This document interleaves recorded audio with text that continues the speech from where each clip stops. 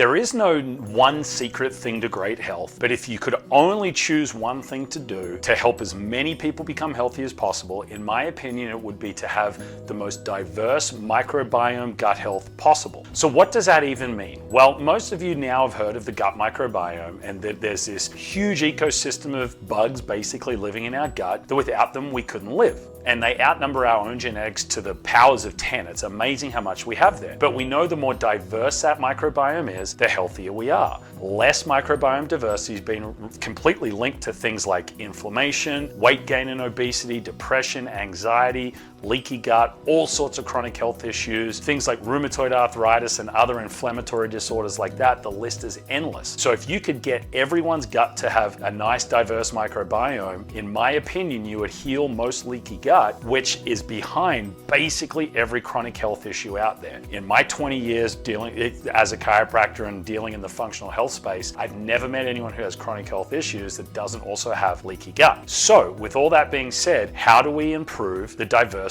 of our gut microbiome and make it as healthy as possible? Well, number one, I believe everyone should be eating at least some grass-fed red meat. I just don't think that a vegan diet is going to give you enough diversity. I also think that the lectins that you're getting a lot of, which I'll get to in a minute, create a lot of inflammation. So even if you don't eat predominantly meat like a carnivore diet, I think everyone needs some good quality grass-fed red meat, nose to tail. That means organs, but if you don't want to eat organ meat, then that's something you'll need to supplement with. But you want to make sure that the meat you're eating is not just from grass-fed animals or pasture-raised animals, but the soil they're eating from, the grass they're eating from, is also healthy and diverse and full of different bugs. That's why I like to get all my meat from regenerative farms like White Oak Pastures. Hey, Dr. Rodney here. If you want to get my free PDF, 5 hacks for boosting your immune system, just go into the description of this video, click on the link, download it, and if you have any questions on it, just send me a message and I'll help you out with it. Then when you're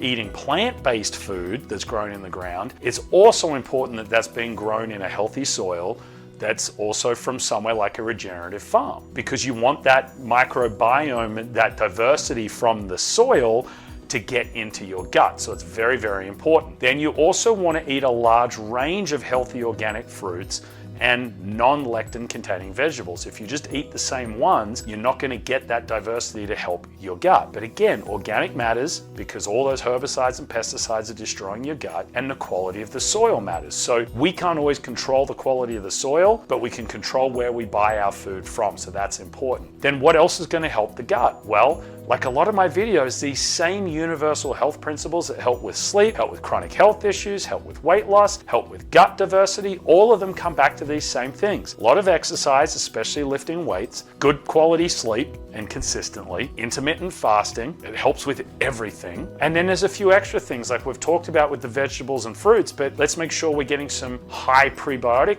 foods like green bananas rather than yellow and brown. Asparagus is a great one for prebiotic food to feed that microbiome. You can also supplement with a good prebiotic like what Layer Origin makes with their HMO product. And consuming some sprouts and microgreens can be really good too. I have found that the sprouts don't tend to be as high in lectins as a lot of other plants are, and things like broccoli sprouts are very high in sulforaphane, so you're going to get that anti-cancer effect as well. You need to consume sprouts and microgreens that are again grown on diverse soil. So a lot of it comes back to this. So all this talk about climate change and farming practices and all of this, the number one issue for me is we must protect the soil. We have to promote these regenerative farms. That's why I talk about White Oak Pastures a lot, not just because I love the quality of meat when I buy it from them, but they're actually helping regenerate the soil, which means all their animals are eating and living healthier, which means healthier meat that we eat. All the plant food they grow there is going to be healthier. It's the way back to health for the planet and for humanity. Healthy soil without all the crap getting sprayed on everything